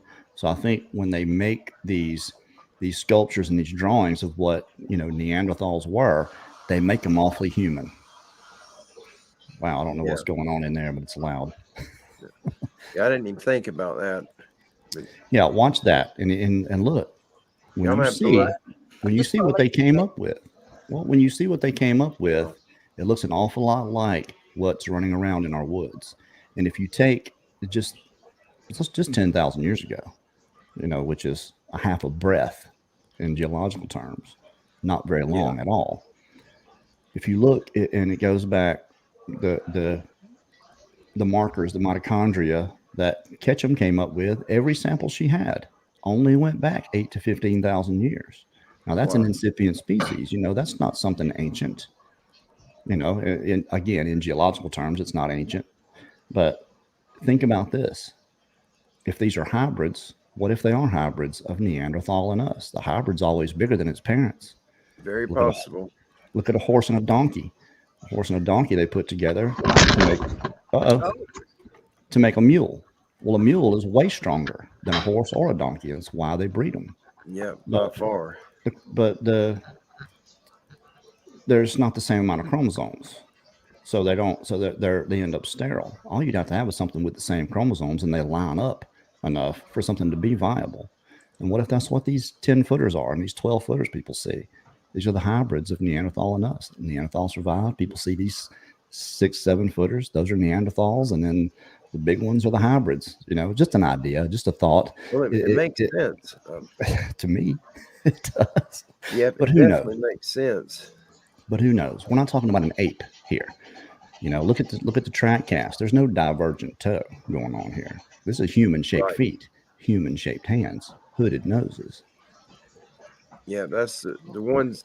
The prints that I found were they look like human prints. I mean, identical to human prints. Yeah, just bigger. I've only found a few sets that were bigger. I found a lot of little ones way out in the middle of the swamp. Just little, like a 4-year-old's foot. And there's no way somebody's toddler is running around 6 miles into the swamp. It's not happening. Not barefoot. Well, to me, that's what makes this a humanitarian issue. They got kids running around out there. It's their children. They called DCF on them. Yeah, found the same thing in Florida. Little, tiny, 3-inch, but it's weirdly shaped, and it's out in the middle of where you're definitely not going to put your toddler down on the ground, no matter what. Right. And we found them 17 inches. We found them 10 inches that kind of look like a human foot, but they're really wide at the across, just behind the toes. It's really wide. It looks like a Flintstone foot. Yeah, there you go. But it's got an arch to it. So I think the substrate determines the shape of the track. I don't think they're all flat-footed, so to speak. I think you can get them with the arch. If they have this mid-tarsal break, then there's going to be tracks with an arch at some point from any one of these creatures. Yeah. But hey, I digress. I'm not going to hang around. I did want to say this, that I was talking to Mark Zaski, and we're going to get our stuff together once 168 comes out, and looking forward to coming down to your place and making the documentary with you. Oh, awesome. So just yeah, absolutely. I'm looking forward to it, but don't rush into it. I'm probably one of the most patient people you'll ever come across. It doesn't. Yeah. I don't want to rush anything, because when you rush stuff, you're rushing your own life as well, and I don't want to get to the end that fast. So I just no doubt. Wasn't planning on rushing that, but what we did talk about doing was sneaking in somehow to where, if we could get in the back of a truck or something and come in where they didn't see us coming in, and then maybe set up cameras inside. Eventually, I guess they would figure it out, but not just come blasting in there with a bunch of cameras and equipment. And because Mark's going to do the investigation, I'm going to do the interviews and the documentary. So we're just going to kind of put together what we do respectively into one. Oh yeah, into one. So, but I'm not going to hang around. I'm going to get back to it. I'm working on the film. It's coming along. It's just the bigger it gets, the slower it gets. And there's not a thing in the world I can do about it. So trying to get it done by Friday. I don't have a choice. I don't have a choice. Good to see you anyway. Good to see you too, Donnie, Daniela. Yeah, I'll speak to you soon. Larry, that looks awesome. Thank you. It does. What do you think, Donnie? On the cheeks, there was I wish I could touch the screen where you're at, but I can't. There was almost like hair. I don't know if you can see me or not on the screen. Hold on. But like right on the side right here, it's almost like the hair on the side where you got it going around the head. Yeah. It kind of came on the cheek a little bit on both sides. Okay. Just a little bit. Most of the face, it was without hair, but it was just, I guess, right about on the cheekbone. Yeah, right there.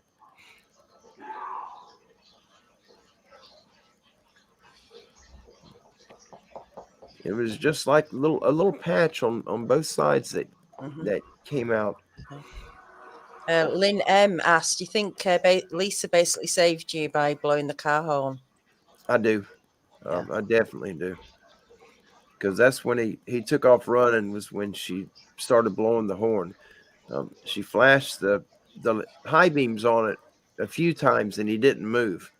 But when she blew the horn, he was out of there. And I'm thankful. Maybe they got really good hearing like a dog. And it was a Toyota Tercel. You know, the horns ain't very loud, but it was enough it scared him. Starlet, yeah.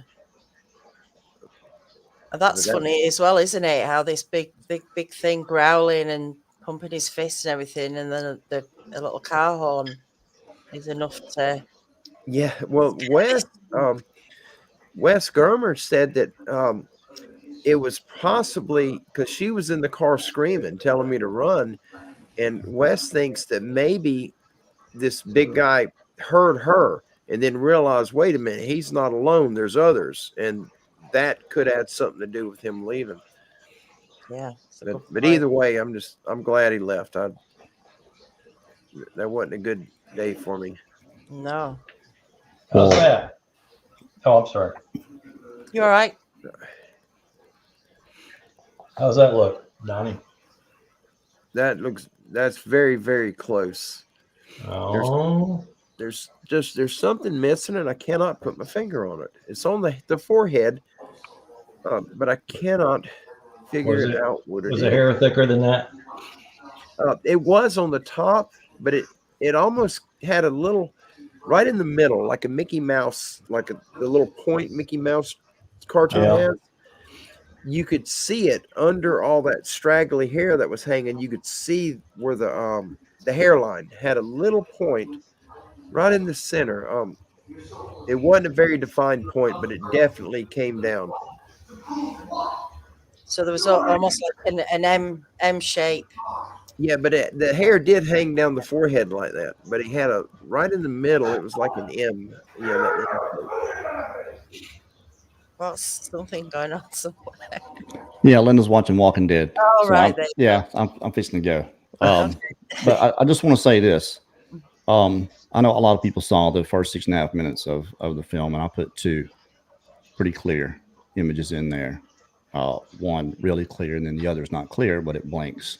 So, hard to deny what that is. But I've probably got a dozen more very clear shots going in there.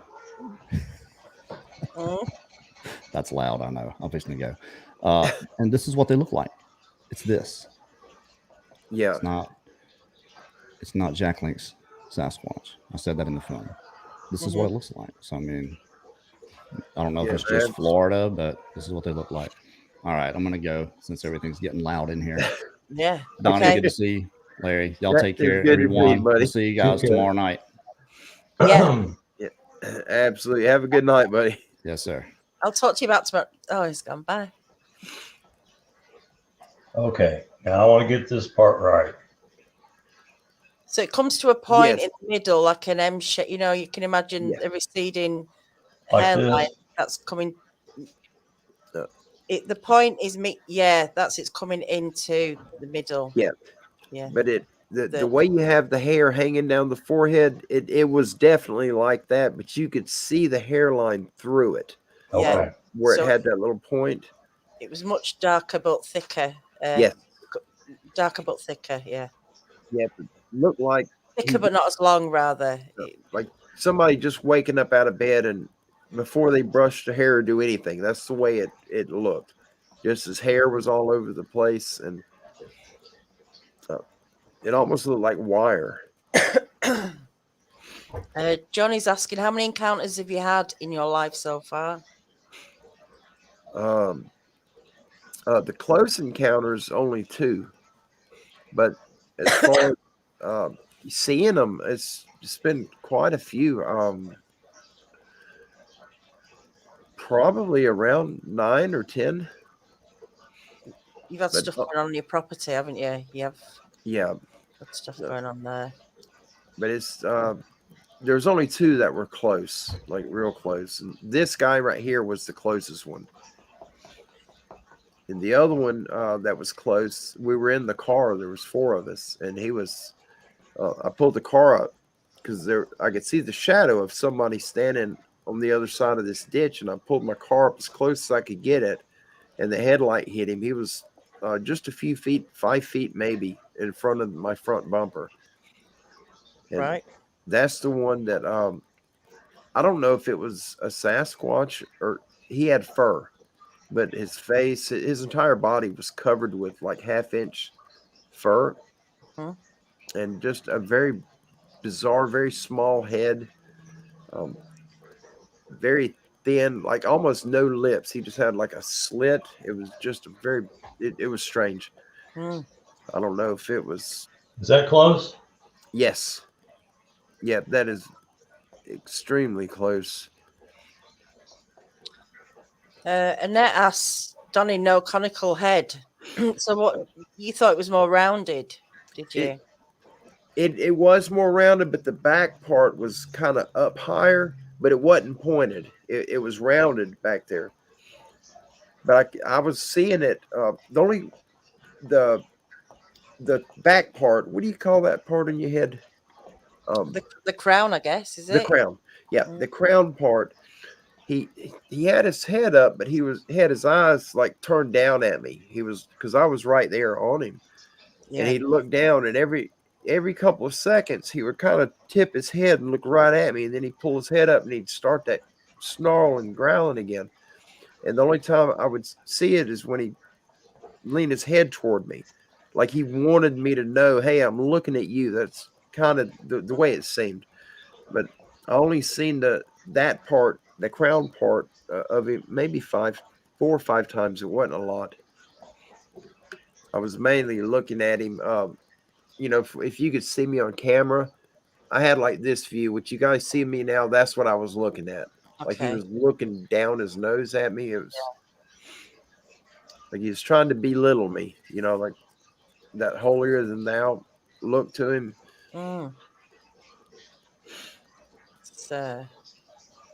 What do you think? That's it. That's him? Yep. That's him. He had, I guess it was a wrinkle. I was looking at the other drawings, and there's only a couple that have it. But, on us, how we have the little wrinkle from our nostril to the corner of the mouth? Yeah. It was similar to that, but it did not go to his mouth. It kind of went out, but it didn't go far. About, it was just a short, yes, like that. That's all it was just this little shadow wrinkle right there. And that was it. But he had the lip was like that. It was smooth on top. I mean, you could see it was rough, but there wasn't wrinkling or anything right there. The lip was kind of smooth.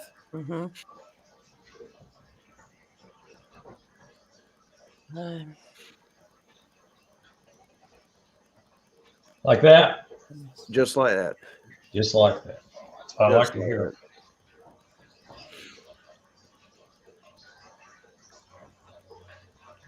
That is crazy. You've done well. It's really it's creepy seeing it. I mean, I wish there were a way to project that memory. It's amazing how close that is. It is so it's scary. Let's tweak you. Yeah. Wow. That is it is scary. It's crazy. You send it to me in a second. He's just going to tweak it a little bit. That is amazing. You did. That's right on, Larry. Good. I mean, there were just the oddball things, but I don't remember all that stuff. Just the little specks, the little marks that were on him, but it's probably pimples or dirt. I don't know what it was. His eyes and his mouth is what had me locked on him. Yeah. I can imagine. I mean, when you say, the mouth is powerful, don't you? When Something can crush your fingers quite easily. Yeah, his hands. It was so strange. I've never seen a hand that big, and he had hands. It wasn't. I seen a show recently on TV, and they were showing what they said was it was a Sasquatch handprint, but it looked like a chimpanzee's foot, and had a little short, stubby thumb. And this thing did not. It looked like a human's hand, and it was sort of if like some of these really big, huge black men you see, very thick, very huge hands on them. It looked like that, but just on such an enormous size. But the fingers, they were almost the size of soda cans. They were huge. Wow. And it was frightening to see a fist the size of my head. You know, he'd swing it, and I could feel the breeze coming off him every time he swung his hands down. And to see something that big move. I mean, I didn't see him when he ran off, but just how quick he'd swing his fist to the ground, it was like a lightning bolt to move that quick. And I can't do that. No. That much mass, and to be able to move his arms that fast, I couldn't imagine the power behind it. Yeah, it's a lot to take in, isn't it? And you picked up a lot of detail, you know, as well. I know it's a short amount of time, but what else can you focus on other than the thing that stood in front of you? And I imagine you would have focused on the most extreme things to say that about the fingers. Yeah, you know, looking at the picture now, you know, it's not taking me back there, but it's almost like in my mind I'm overlaying the memory over the drawing, what Larry just did, and I can remember. I think it may have been moles or like skin tags, right? But he had these little spots, and they were under his eyes where he had all the wrinkles. Mm-hmm. He had these little spots there and off on his cheeks. There was nothing on the nose, but he had the little wrinkles like that. But these little like bumps almost, and it may have been skin tags or cancer. I don't know. I don't know what it was. It resembled warts. Like he had the warts that when you're a kid you get on your fingers. It looked like that, and he had them all over his cheeks, under the eyes. But I'm pretty sure KG, yours looked a bit like that, didn't it? With little stuff going on its face. I'm just trying to find it now. No. I'm trying to remember that actor. I don't know many of the movie stars' names. He's a black fella, older guy. I love every movie he's in. Yeah, sort of like that, but there was none on the nose. It was just, you know, like under the eyes right here and on the cheeks. Yeah. It was not as many as that, but he definitely had bumps on him. Some of that going on. And similar here, it's got hair just under the cheeks there. Yeah. Like yep, the same thing. Yeah. That's interesting, isn't it? Well, that guy looks really sad. They've all got a look to them. They've all got a strange look to them. I wouldn't want to run into one like that with the blue eyes. That's really that's eerie. Yeah. They all are in a way, aren't they? Yeah, but there's something to them. There's a human element to them. The way they look, you get a feeling that they're human. And I fully understand why people have been out hunting and had these things come up threatening them, and they didn't want to shoot them because they thought it was a human. And when you see one in the flesh, they have like if I were to guess, I'd say like a 70% of the being looks human. It's got a very strong human appearance, but Mm, they're dense. They got a very heavy build to them. Larry's gone. We'll be back. Flat rock bugger. Possible ticks as well as tags. I wonder, you know. Oh, I didn't. It could have been ticks. Yeah, I didn't even think about that. You wonder how they deal with that, or how thick their skin is. I mean, I don't know whether what ticks can get through. Maybe they can just burrow through anything, but Yeah, I don't. how, It may have been. That's never even crossed my mind, but that's very possible. Morgan Freeman, is that who you've been talking about? Yes, Morgan Freeman. That's it. I'm very bad with the stars. I know Elvis Presley and just very few others, but yes, Morgan Freeman. The way he's got the dots on him, the little moles. Oh yeah. That's what he looked like. And it wasn't his whole face. It was just like under the eye and right there down the cheek, and it made him look like his skin was super hard. It gave him a very tough appearance. Got you. Darn, I wish I'd have drew them. I would have drawn those moles. I didn't think about it till you when you showed the picture. I was remembering. Yeah. Oh, that's all right. And it almost, I don't know how to even explain it. Like I was overlaying a mental picture of it over what you drew. Yeah. And just the way the details line up so well.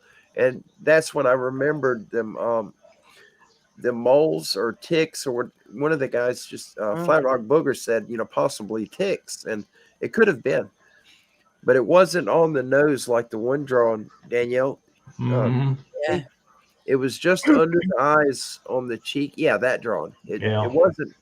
There wasn't any on the nose, but it was just dark, dark little spots, and it may have been ticks. Very possible.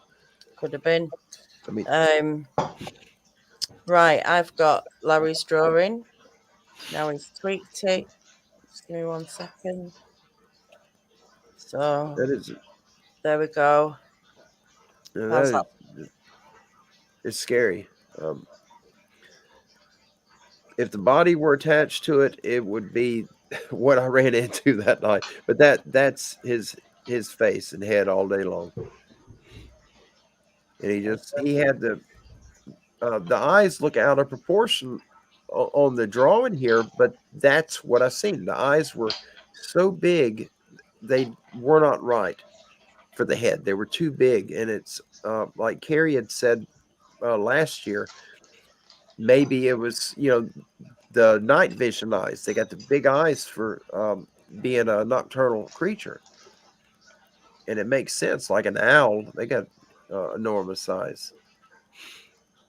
It's like you say, it looks out of proportion, but I can just imagine those eyes look incredible, Larry. Oh, thanks. They really do. The eyes moving on it when he would look down at me, like when he tip his head every few seconds or so, he kind of tip his head and look down at me. But when he lift his head, he never took his eyes off of me. And when he lift his head up, I could see the eye, rotating down, and it give it such an evil feeling. And that's what I was getting off of it. Very demonic feeling. And I'm not saying that it was a demon, but that's the human side of me. That's what I was getting off of it. It was just a very demonic feeling from it. Yeah. I mean, just an unknown creature. What? Yeah. Just so unique to you. How else, I guess the process of trying to work this thing out, you're going to go through any options, aren't you? Where has this thing come from? What was crazy, just a couple of years back, one of the guys that worked that field with me, I went hunting with him on the river. And when he brought me home, I brought up that property and I said, you remember when we was over there running them traps? And he said, yeah. And I told him, I said, William, I ran into something over there and I don't know, how to explain it to you. And he just, out of the blue, he says, you saw a Sasquatch, didn't you? And I told him, I said, I did, absolutely. And William's about 20 years older than I am, and he's a no-nonsense, straight-to-the-point farmer. And I said, why did you say that? Because I've never told you or any of the guys that were there. He said that, because I ran into it, it got after Brian and this guy we call Goldilocks. And he said it ran Brian out of the woods. Goldilocks went the other way, and it chased him all the way to the truck. But they quit going back to that property, but none of them told me. I kept going back there by myself, and they never mentioned it to me. And I was going out there for probably a month by myself, not knowing that those guys got ran out by it. And if they would have said something, I probably wouldn't have believed them. But at least I would have been prepared. When he started growling at me and he walked out behind me, I would have been a little bit prepared for it. Yeah. But I had no idea. Before that night, I'd go out there by myself sometimes at midnight. And all I had was my headlamp. And I'm walking across the 600-acre field and surrounded by woods and swamp. And I heard the howls. I heard the screams out there. And I always assumed it was wild pigs fighting. Because when they fight, it sounds like two demons battling. It's a horrific sound. And that's what I always assumed it was. And the broken trees, there's caves all over that property.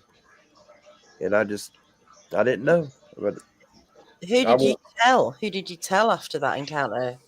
I know Lisa obviously knew, but I told my sister, told her husband, probably about 8 people, maybe. And just everybody turned it into a joke. Asked me what I was smoking,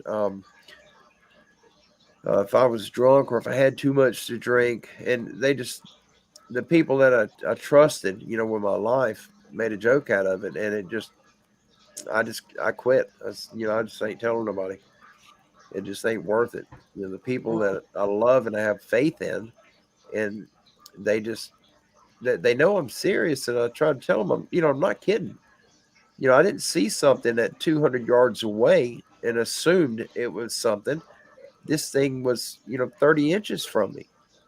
I could have extended my arm and touched him without straightening my elbow. He was that close. And it got to the point I kept it in, and it got really bad. And I reached out to Lynn Smith with Bigfoot Case Files, and she lined it up where Wes contacted me, Wes Gerber, and I talked to him, and them two were what really helped me in getting out, telling my story, and getting it off my chest. And I'm extremely grateful now that I've done that, because that's what finally started giving me back what they stole from me, what that thing has taken from me. And I still have a lot of fears. Even here at our home, we have activity right here on the other side of our fence. And I get in the back. A lot of times I get rocks thrown at me. It's happened. I've done a couple of live shows, and it happened while I was doing a show out back on my tablet. And then I think Carrie had me on, and rocks were being thrown at me. I remember that. Yeah. We on the roof of somewhere. Yeah, I was on the roof. Yeah. We didn't have the internet, so I had to use my phone signal. We're way out in the country. And the only way I got a signal was to get on the roof. And I got up there, and I got some of the rocks were that big that were hitting. And they're still on the roof. Wow. I never got them down. And there's probably 50 rocks on the roof. And what about now? What's happening now? Are you having any activity? Yeah, it's mainly you hear talking, you hear movement walking every now and then. It's not all the time. I'm not out there all the time, but probably once out of 4 times of going out there after the sun goes down, you'll hear what sounds like somebody walking through the leaves on the north side. But then you hear this, it's a foreign language, really fast, jumbled up, but it sounds like 2 people talking, like an Oriental language. But it's got a weird, I don't know. I don't know how to explain it. Almost robotic. It's Right. just got a weird sound to it. Yeah, and it's not loud enough that you can understand what's being said. But a couple of the live shows that I did on Sandy Goes Rescue, the people in the chat were mentioning they were hearing it, and I didn't mention it at first, but they were mentioning. I could hear it, but I didn't say nothing about it. I was hoping it would pass, but then everybody started hearing it through the microphone. Nothing bad, but it's normally either I'll get rocks or pebbles. They're not throwing them at me, but they're landing pretty close, 10 or 15 feet from me. And I'm sorry? Did you do anything to help deter them? Did you put lights up? Did you put cameras? Is there anything that worked for you? The cameras, not GoPro, the game camera. I put them up, and it stopped it. The activity got pretty bad where it was every night of the week, and then they started. I don't know if they were punching the house or hitting it, slapping it. We're in a red brick home, but it would start somewhere between midnight and 1 o'clock. And Kim was hearing it for like a month. But when I do sleep, I sleep so hard I never heard it. And she woke me up several times to tell me, but I was so tired, I went right back to sleep. And then one night, she got up for something, and I just opened my eyes and sat there listening to Kim. She had come into the kitchen, and then I heard it. This boom, and it's hard to pinpoint where it's coming from. But I know it's coming from that north wall because that's where our bedroom is. Right. And she come in to the room. I said, "Is that what you were talking about, the boom?" And she said, "Yeah." And I told her, I said, "That's somebody hitting the house. I mean, it's shaking the wall, and you could hear it. It's hitting a brick wall. So you're not hearing a slap like this. You're hearing the impact, the pressure on the brick is what we're hearing." And I went out there, and at that end of the house, there's 2 windows. One of them is the hall bathroom, which is the main bathroom. The other one is our bedroom bathroom. And our bedroom bathroom, both of them are this opaque glass where you can't really see in it. You can make out shadows, but you can't make out detail. But the one in our bedroom, there's a handprint on each side of the window, and the window's pretty high. But standing there on my tiptoe, I can touch just about like this high up the print. But they're just one side you can see the entire hand, and the other side it looks like this finger here is missing. Like it's got the pinky and these others, but it's missing a finger. And it's not dirt, it's not mud. I don't know what it is, but it was kind of a tacky, whatever that they had on their hands. It was sort of tacky, like a nail polish when it's drying, and it don't come off on your finger, but you could feel it sticking. Right, that's the way it felt. I touched it, and whatever it was tacky, and it had a like a chemical smell to it. But I don't know what it is. You could still see one of the prints. You could partially see it now. But when that happened, I put the cameras out, and it's like flipping a switch. It stopped, and I kept the cameras out for several months. I turned them off. I left them out there, but I turned them off, and it was peaceful for probably 2 weeks.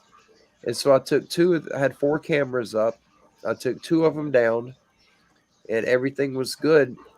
And then it's like one night we could hear, we were in our bed asleep, and we could hear that real fast, weird talk. Mm-hmm. It's some type of language. Chatter. That samurai chatter. I think that's what it is, but it's definitely language, and it sounds feminine, and it sounds like it's two people. And it started one night, and like that was the turning on the activity. When the chattering started, then everything else started again. So I had to go out there and put new batteries in the cameras and put the other two back up, and then it stopped. But it, I've had the cameras down now for probably 3 weeks, and it's been pretty quiet. Every now and then, if I'm out back, you'll hear some weird. Um, I don't know if it's burping or Right. it's not talking. It's a sound. It's not a growl. Mm-hmm. It sounds like a kind of like a burp, Right. Interesting. but it's loud. It's not a frog. There is a water hole there. There's a sinkhole, Mm. but it's got a very deep guttural sound to it.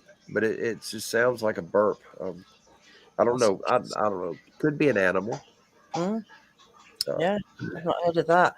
We've got Mr. Jeff Townsend in the chat. Oh, brother Jeff. There he is. He's here. He's here. That is Let's awesome. let's get back to this. Larry done a fantastic job. Oh, thank you. That is amazing. You just wouldn't Well, want to bump into one of these things. Clearly, you know. You brother did. Jeff, Mm. brother Jeff is wanting to bump into him, but he's got different intentions. Oh yeah. That's a think- whole different conversation, that is it.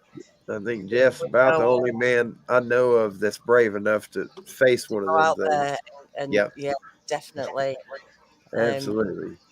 We'll have him on as well. We'll have Jeff on if he ever sees one. I'm sure he'll get a good look at one. You know, I could. It's imagine. coming eventually. It's going to happen. I think so. I think so. I'm going to, because people have asked me to put this back up again. Donnie, just want to thank you for coming on again and going thank through you. all that, because I know it was a terrifying experience for you. And like I say, you know, it takes a lot, I think, for people to come on and do this. So thanks. Thank you for having me. I thought it would affect me negatively. I'm glad I did it. Larry, thank you so much for drawing that. It's You're welcome. Absolutely, you're it's welcome. amazing, and you know, I'm just waiting for him to blow out a breath of air. It looks so. It's almost identical to what I seen. It is so close. It's frightening. Well, that's not bad for a couple hours. Yeah, you've done. I could never do it. There's no way I could. I can't even write my name the same way twice. There's no way I could draw that. But absolutely amazing. Thank you for doing that. You bet. You're welcome very much. Larry. I appreciate it as well. Thanks to everybody in the chat, everybody who participated tonight. Sorry for missing any questions.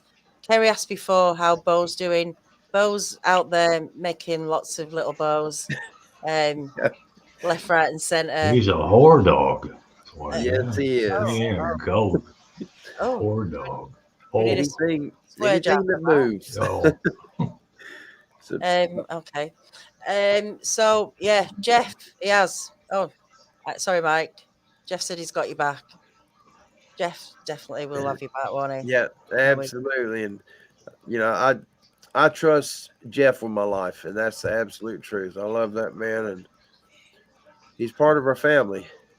But he's always been there with all that. You know, Jeff and I did have some experiences together, and he stood there with that thing 20 feet from us and waited till I backed out before he come out.